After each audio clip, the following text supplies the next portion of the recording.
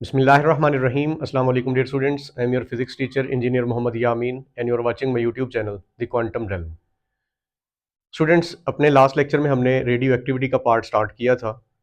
उसके ऊपर आज ये सेकंड वीडियो है जिसमें हम डिस्कस करेंगे energy of alpha and beta particles in radio activity के। आल्दो इसी सेम टॉपिक के ऊपर एक और वीडियो भी अपलोड करूंगा मैं।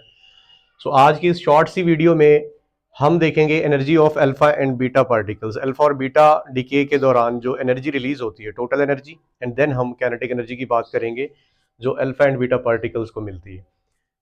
स्टार्ट लेते हैं। In both alpha and beta particles और beta decay for a particular radionuclide the same amount of total energy is released. अगर आप किसी पर्टिकुलर रिएक्शन की बात कर रहे हैं, किसी पर्टिकुलर रेडियो एक्टिव न्यूक्लियस की बात कर रहे हैं, तो उसमें टोटल एनर्जी जो रिलीज होती है वो सेम रहती है, चाहे वो रिएक्शन आप 10 दफा करें या 100 दफा करें, तो टोटल एनर्जी में कोई चेंज नहीं आएगा। फिर जो इमिटेड पार्टिकल्स हैं उनकी एनर्जी में चेंज आ सकता है, वो हम देखते हैं वन बाय वन।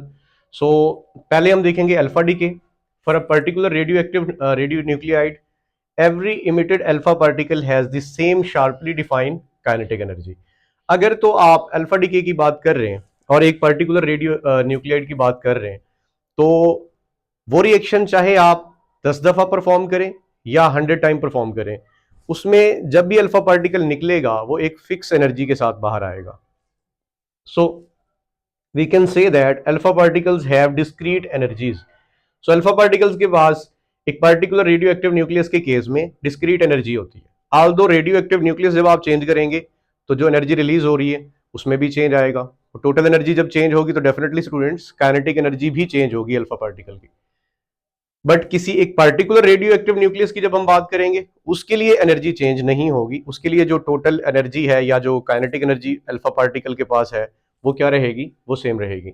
यहाँ दो रिएक्शन मैंने लिखे हैं, एक रेडियम 88-226 अल्फा डी के होगा, अल्फा इमिटर है ये, तो रेडॉन में कन्वर्ट होगा 86-222। आप जानते हैं कि अल्फा डी के में एटॉमिक नंबर डिक्रीज होता है बाय 2 और एटॉमिक मास या न्यूक्लियॉन नंबर डिक्रीज होता है बाय 4। तो हीलियम का न्यूक्लियस साथ रिलीज होता है जिसे हम अल्फा पार्टिकल कहते हैं। इसी तरह एक और मैंने रिएक्शन लिख रखा है जिसमें यूरेनियम 238 की हम बात कर रहे हैं, थोरियम में कन्वर्ट होगा with the emission of alpha particle. इसका पहले हम स्पेक्ट्रम देखते हैं।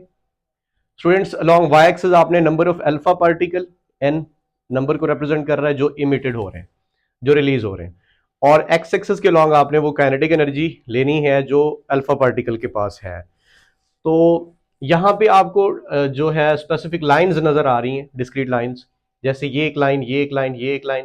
पहले तो हम समझते हैं कि इन लाइंस की जो पीक्स है, मतलब ये ज्यादा ऊपर है, ये कम है, तो इसका क्या मतलब है?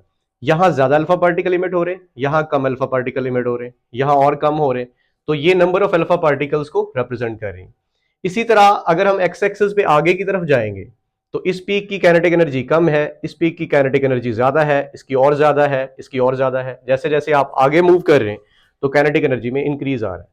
स्टूडेंट्स, हम इसको इस तरह समझते हैं कि पहले तो आपने याद रखना है कि अल्फा डीके में जो अल्फा पार्टिकल को एनर्जी मिलती है वो almost 98% of the total energy मिलती है। टोटल एनर्जी अगर फॉर एग्जांपल 100 है, 100 इलेक्ट्रॉन वोल्ट, मैं एग्जांपल दे रहा हूं, तो उसमें से 98 इलेक्ट्रॉन वोल्ट किसको मिलेगी? ऑलमोस्ट 98 इलेक्ट्रॉन वोल्ट इस अल्फा पार्टिकल को मिलेगी, बाकी एज हीट एनर्जी रिलीज होगी। So most of the energy जो है वो आप कह सकते हैं कि अल्फा पार्टिकल को ही मिलती है।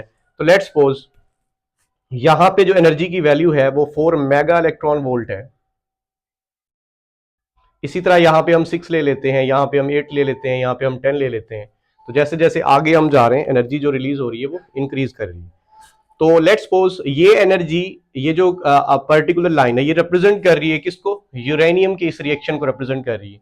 तो सेकेंड लाइन यूरेनियम के लिए नहीं है, वो किसके लिए है? वो रेडियम के लिए है या किसी और रेडियो एक्टिव न्यूक्लियाइड के लिए होगी। याद रखना है आपने कि यहां पे एक स्पेसिफिक लाइन एक स्पेसिफिक रेडियो एक्टिव न्यूक्लियाइड के लिए है।